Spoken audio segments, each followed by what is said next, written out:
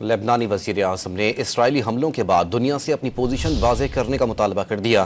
وزیر اعظم نجیب میقاتی نے موجودہ صورتحال کے باعث اقوام متحدہ کی جنرل اسمبلی کے اجلاس کے لیے نیو یارک نہ جانے کا اعلان کر دیا۔ اسرائیلی جارحیت روکنے کو اولین ترجیح قرار دیتے ہوئے انہوں نے واضح کیا کہ اسرائیل نے کئی طرح کے محاذ کھول دیے ہیں، دنیا کو اس خوفناک قتل عام کے خلاف واضح پوزیشن لینا ہوگی۔ لبنانی وزیر اعظم نے اسرائیلی حملوں کے بعد دنیا سے اپنی پوزیشن واضح کرنے کا مطالبہ کر دیا۔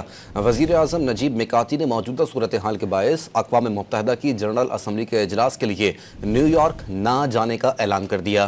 اسرائیلی جارحیت روکنے کو اولین ترجیح قرار دیتے ہوئے انہوں نے واضح کیا کہ اسرائیل نے کئی طرح کے محاذ کھول دیے ہیں، دنیا کو اس خوفناک قتل عام کے خلاف واضح پوزیشن لینا ہوگی۔